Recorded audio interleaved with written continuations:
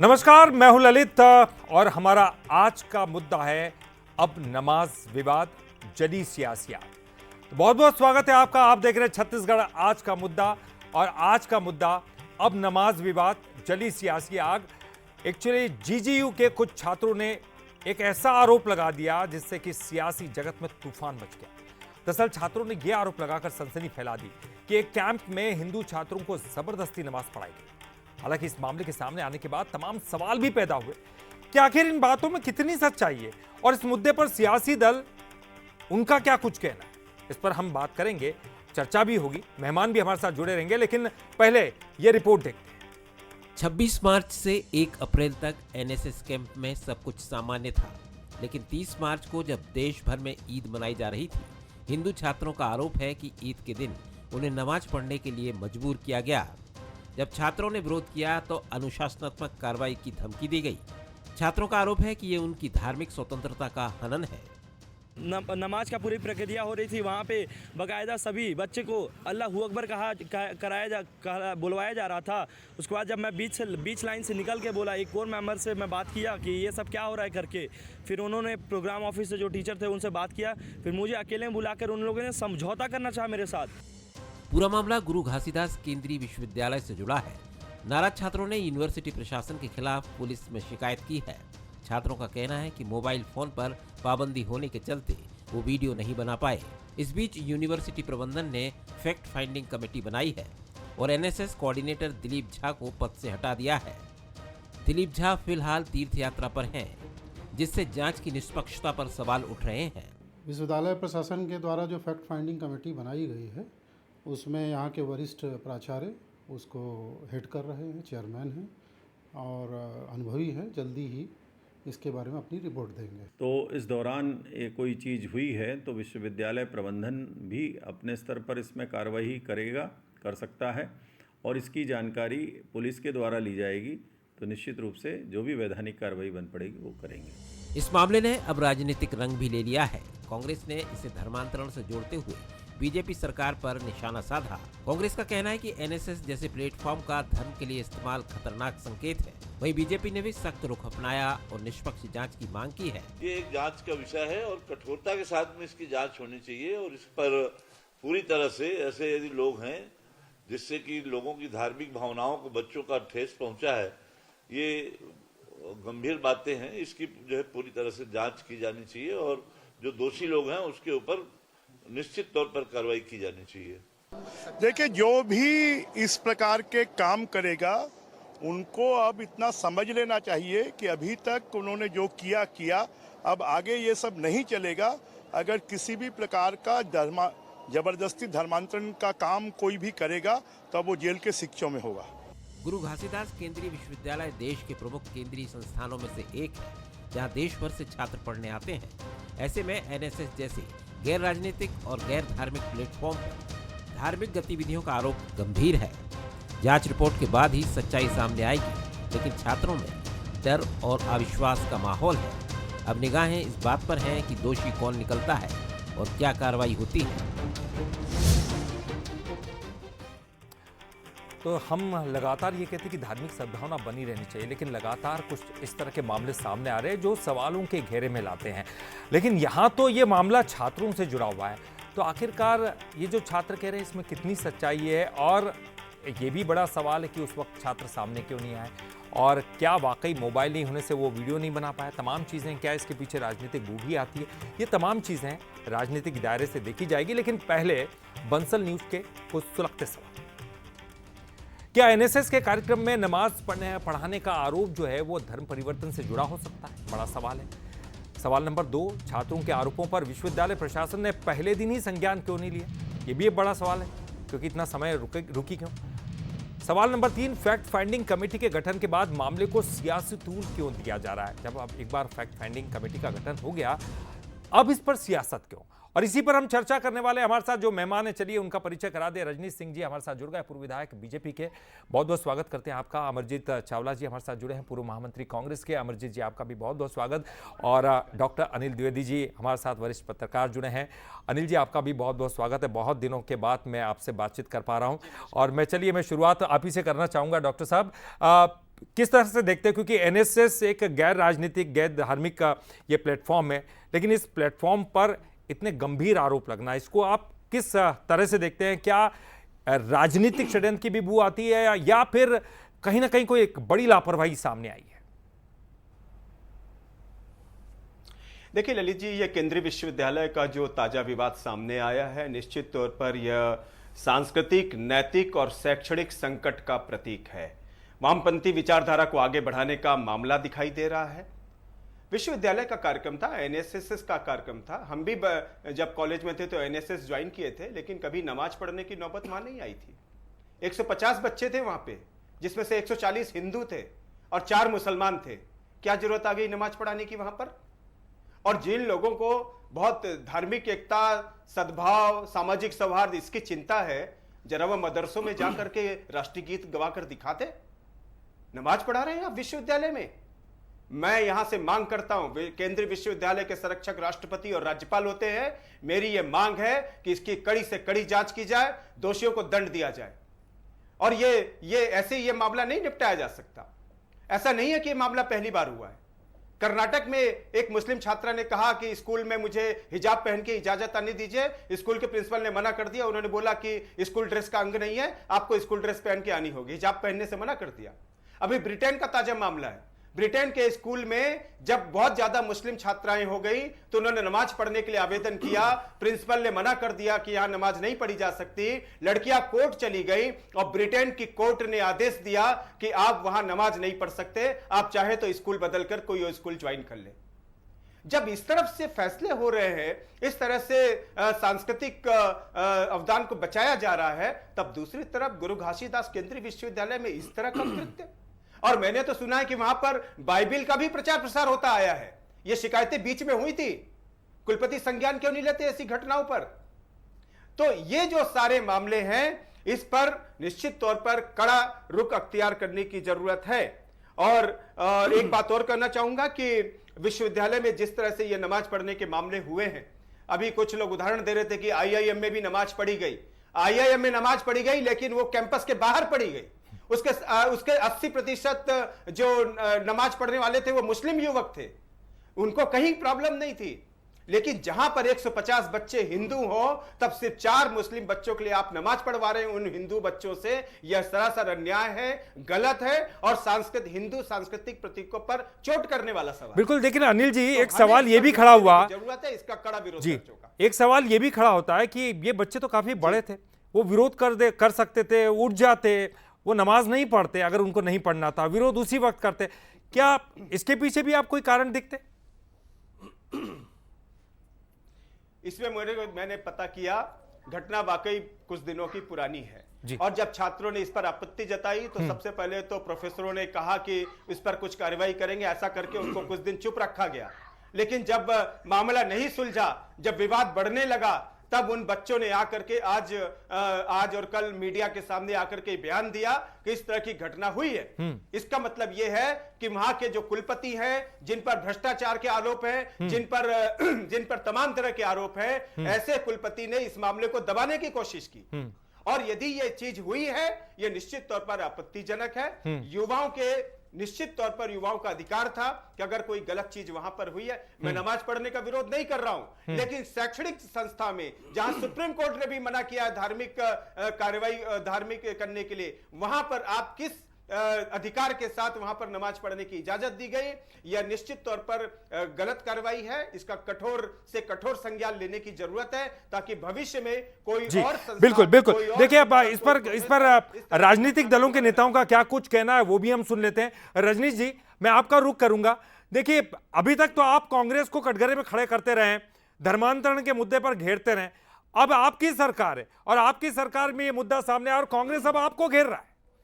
क्या कुछ कहना चाहेंगे? एक बड़ा मुद्दा है, क्या एक बड़ी और कड़ी कार्रवाई की जरूरत है यहां पर? जी ललित जी, देखिए, आपने शुरुआत किया कि कांग्रेस को आप लोग घेरते रहते हैं। अब आपके ऊपर आरोप है, भारतीय जनता पार्टी के ऊपर या सरकार के ऊपर क्या आरोप है? गुरु घासीदास विश्वविद्यालय है, सेंट्रल यूनिवर्सिटी है और बहुत प्रतिष्ठित यूनिवर्सिटी है। एनएसएस का कैंप हर विद्यालय में, स्कूल में लगता है, उनका एनएसएस का कैंप लगता है। और एनएसएस के कैंप में 26 से 30 तक में एक घटना होती है जिसमें जो नमाज नहीं पढ़ने के लिए छात्र हैं उनसे नमाज पढ़ने के लिए कहा जाता है सनातनी हिंदू छात्रों को।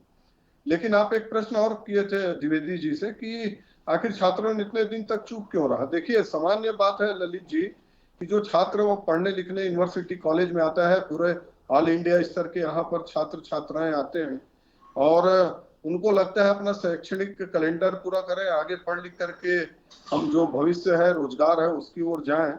तो और जैसा चीजें आ रही है कि उनका मोबाइल जमा करवाया गया, फिर एक दो छात्रों ने कहा कि भाई हम नहीं करेंगे तो उनको कहा गया कि आपको प्रमाण पत्र नहीं दिया जाएगा, आपको अनुशासनात्मक कार्रवाई किया जाएगा। तो ये टोटल जो विषय आ रहा है जो छात्रों ने किया है वो आज संज्ञान में आया है। आज ही कुलपति जी ने फैक्ट फाइंडिंग की कमेटी घोषणा की है।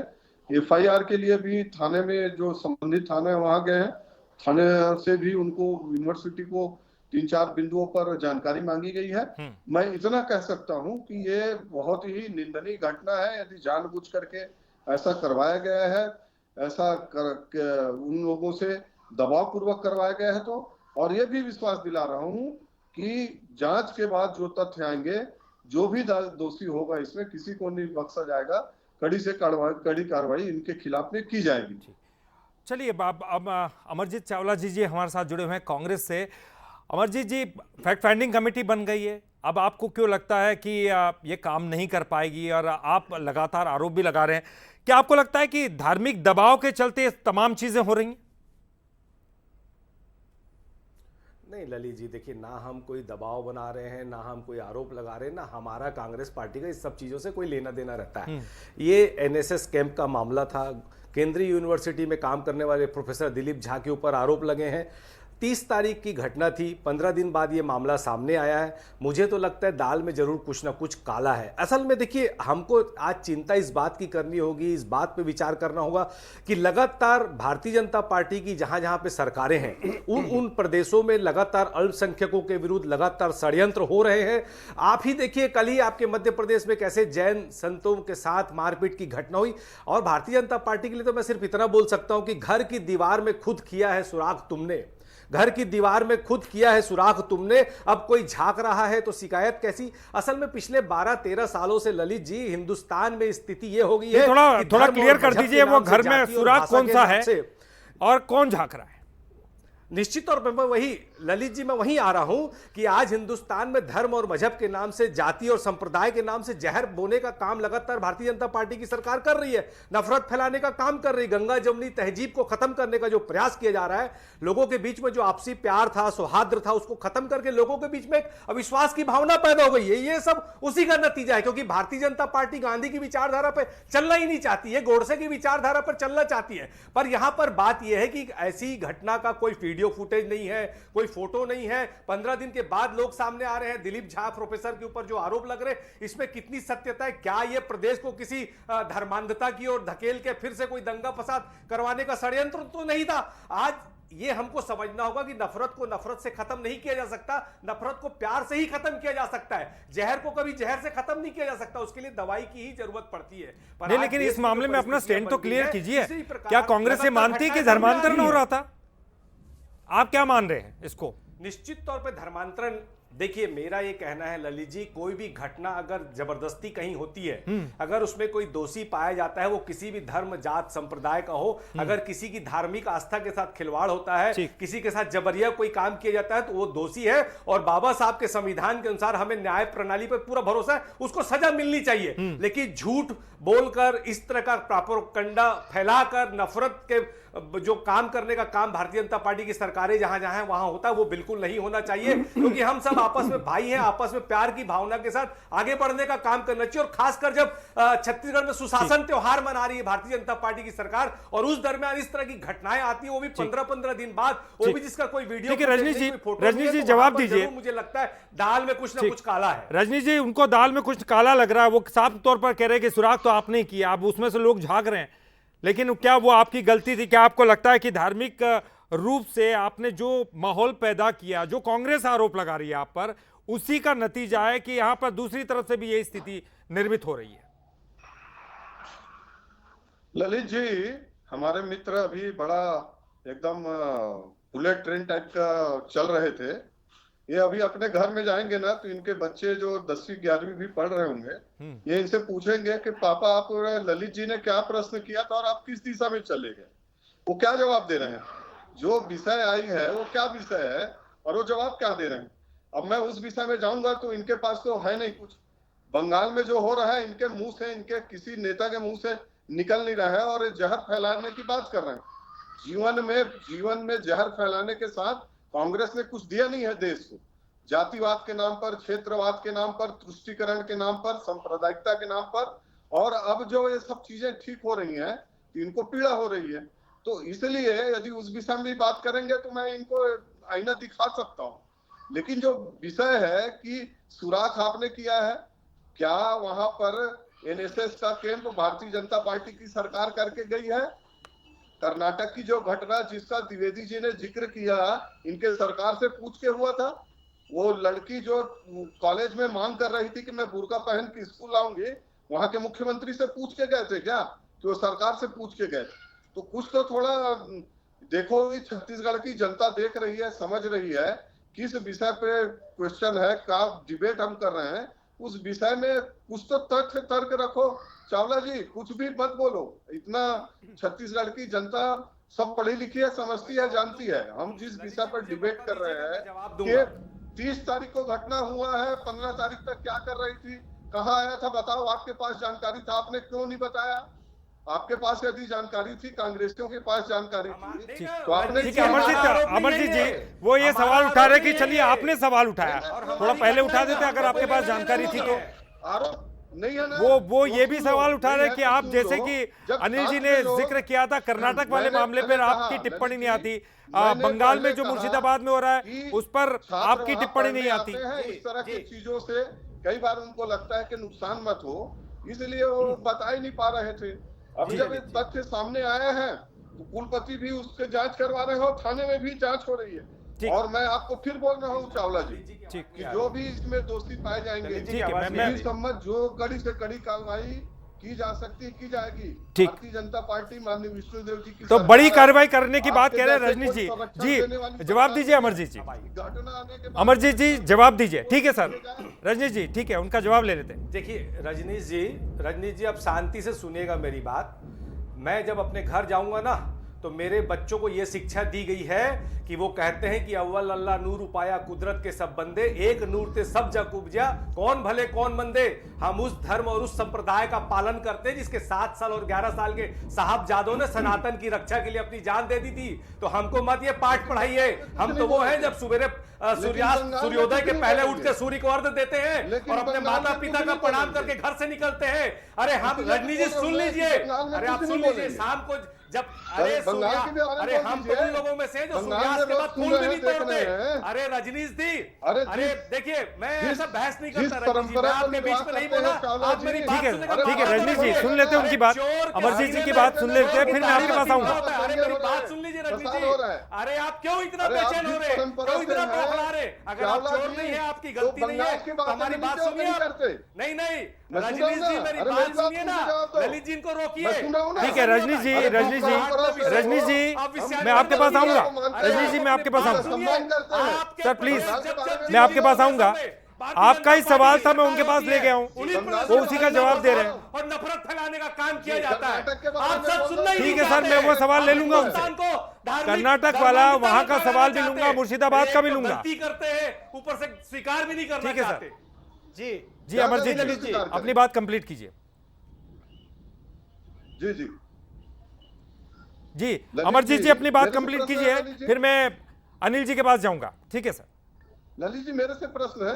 नहीं अमरजीत जी आप अपनी बात कंप्लीट कीजिए, फिर मैं अनिल जी के पास जाऊंगा। देखिए ललित जी, हम उस धर्म को मानने वाले लोग हैं, उस संप्रदाय को मानने वाले लोग हैं, उस सनातनी परंपरा को मानने वाले लोग हैं जहां पे वसुधैव कुटुंबकम की बात होती थी, जहां पे गंगा जमुनी तहजीब की बात होती थी, जहां पर बोलते थे कि भारत एक ऐसा खूबसूरत गुलदस्ता है जिसमें भिन्न भिन्न प्रकार के फूल लगते हैं। आज हिंदुस्तान किस दिशा में जा रहा है? आप न्यू जनरेशन को क्या सिखाना चाहते हो? ललित जी मैं एक घटना 1 मिनट दीजिएगा मुझे, मैं 3 दिन पहले अपने एक मुस्लिम मित्र के घर सर, में बैठा समय था। बहुत कम है, सर, अचानक समय उसका कम है। 7 साल का बच्चा रोते रोते आया, ललित जी रोते रोते आया और उसने कहा कि पापा मेरा स्कूल बदल दीजिए। बेटे से पूछा जब पापा ने कि क्यों, तो बोलता है कि मेरे को स्कूल में अलग थलग कर देते कि तेरे से हम बात नहीं करेंगे, तेरा हम खाना नहीं खाएंगे क्योंकि तुम मुसलमान है। अरे आप किस दिशा में ले जाना चाहते हैं हिंदुस्तान को? क्या ये सिखाया है सनातन परंपरा? लेकिन यहाँ तो घटना उल्टी हुई है ना सर, चरणजीत जी, यहाँ तो घटना उल्टी हुई है। चलिए मैं आपके पास आऊंगा, अनिल जी, ठीक है सर, अनिल जी के पास जाऊंगा। अनिल जी, छत्तीसगढ़ में हमने देखा है कि धर्मांतरण एक बड़ा मुद्दा रहा है। ये हमने देखा है आदिवासी जो है इलाकों में ये जबरदस्त धर्मांतरण की प्रक्रिया हुई है। कांग्रेस का भी शासन रहा है, बीजेपी का भी रहा है। लेकिन सवाल ये उठता है कि अब ये जो मामला सामने आया ये छात्रों से जुड़ा हुआ है, स्कूल से जुड़ा हुआ है और यहाँ पर हिंदू मुस्लिम करने की कोशिश हो रही है। लेकिन आपको लगता है कि एक सियासी चिंगारी भी भड़क उठी है और क्या आपको लगता है कि इसके पीछे कोई सियासी साजिश भी हो सकती है? देखिए ललित जी, मेरा कोई दावा तो नहीं है, लेकिन आशंका जरूर है। चूंकि आपने धर्मांतरण का सवाल उठाया है और धर्मांतरण की घटनाओं का जो पुनर्जन्म होता है वो इसी तरह के प्रयोगों से होता है। आप ईसाई मिशनरियों को देख लीजिए, वो सेवा के नाम पर और हुला लुलू के नाम पर धर्मांतरण करते हैं। अब आपने अगर आज की गुरु घासीदास विश्वविद्यालय की भी जो घटना है, आप देखिए, ऐसा नहीं लगता है कि क्या ये हिंदू छात्रों का ब्रेन वॉश करने का मामला था कि कहीं मैं एक दिलीप झा तो हिंदू है, कैसी बात कर रहे हैं डॉक्टर चावला साहब? जी मेरी बात सुन लीजिए। भाई किसी मुसलमान ने अगर कराया होता तो आप ये आरोप मेरी बात सुन लीजिए। कराने वाला प्रोफेसर दिलीप झा मैं पत्रकार हैं, उनको उनकी बात कहने दीजिए। मैं ये कह रहा हूं, हिंदुओं को इतना कमजोर क्यों समझते हो? मैं ये कह रहा हूं, गाजर बोली है, मैं ये कह रहा हूं। ठीक है सर, ठीक है सर, देखिए सर, मैं आप बीजेपी से सवाल कीजिए, वो एक पत्रकार है, उनकी बात सुन लेते पहले। नहीं, मैं ये कह रहा हूं ललित जी कि जब वहां पर 150 में से 140 बच्चे हिंदू थे, 4 बच्चों के लिए नमाज क्यों पढ़वाई गई? अरे क्यों बढ़वाई? आप इसका जवाब दे दीजिए। ये सत्यता तो इसका जवाब दे दीजिए, क्यों दिया गया? ये षड्यंत्र तो सामने बिल्कुल नहीं। दूसरी बात कि एनएसएस एक गैर धार्मिक संस्था है। क्या जरूरत थी नमाज पढ़वाने की? हमने भी राष्ट्रीय सेवा योजना ज्वाइन की थी, राष्ट्रगान और वंदे मातरम गा करके चले जाते थे। इसलिए कराई गई नमाज कि कहीं एक तरह से ब्रेन वॉश करने का एक मामला षड्यंत्र भी हो सकता है। एक बात और, ठीक है सर, ब्रेन वॉश करने का मामला आपको भी लग रहा है। अमरजीत जी, चलिए मैं आखिरी कमेंट, मेरे पास समय कम है। आपके दर्शकों को बहुत अच्छा उदाहरण बता रहा हूं। चलिए जल्दी 2001 में यहां पर जोगी सरकार बनी। 2001 में जब जोगी सरकार बनी तो दिल्ली में शिक्षा मंत्रियों का सम्मेलन हुआ और यहां से सत्यनारायण शर्मा उस सम्मेलन में शामिल होने गए। अचानक कहीं से वहां पर सत्यनारायण शर्मा जी को मैसेज भेजा गया कि सरस्वती वंदना नहीं करना है साहब, इसका विरोध करना है। यह कहीं ना कहीं से मैसेज आया। मैं सरकार पे आरोप नहीं लगा रहा हूं, लेकिन षड्यंत्र कहां से आता है कि सत्यनारायण शर्मा शिक्षा मंत्री को कहा गया कि वहां सरस्वती वंदना का विरोध करना है। सत्यनारायण शर्मा जी के दिमाग की मैं दाद देना चाहूंगा, वो उस बैठक में जाने नहीं गए, लेकिन उन्होंने सरस्वती वंदना का विरोध नहीं किया। ये होती है। ये आपने एक उदाहरण दिया, बिल्कुल आपने ये उदाहरण भी दिया, लेकिन तमाम चीजें राजनीति के दायरे से देखी जा रही है। अमरजीत जी, एक आखिरी कमेंट, मेरे पास समय कम है, एक आखिरी कमेंट, फिर मैं बीजेपी के पास भी जाऊंगा। एक आखिरी कमेंट, आपकी सरकार से क्या मांगे? और अगर इस पूरे मामले पर अगर देखा जाए तो क्या आप ये मानते हैं कि जो भी अगर बीजेपी एक्शन लेगी उनके साथ वो आप जुड़े रहेंगे? क्योंकि तमाम चीजें हैं, इसको साफ करना जरूरी है, इसको राजनीतिक चश्मे से नहीं देखना होगा।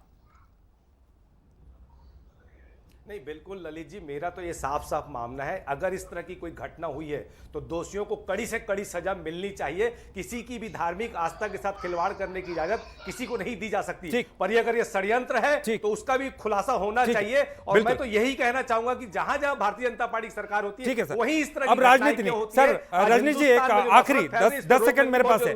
रजनीश जी, आखिरी कमेंट, किस तरह का एक्शन अब लिया जाएगा?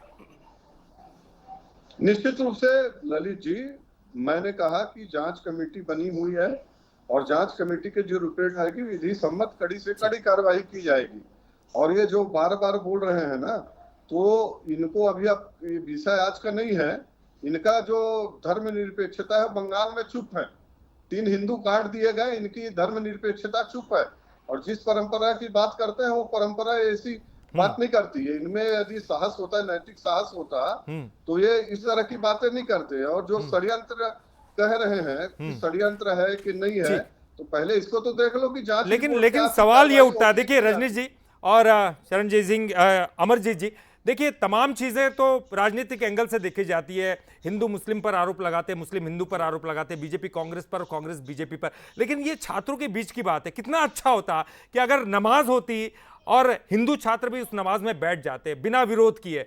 कितना अच्छा होता अगर सरस्वती वंदना होती और मुस्लिम छात्र भी वहां पर बैठकर सरस्वती वंदना में पार्टिसिपेट कर लेते। लेकिन कोई किसी तरह का विरोध नहीं होता।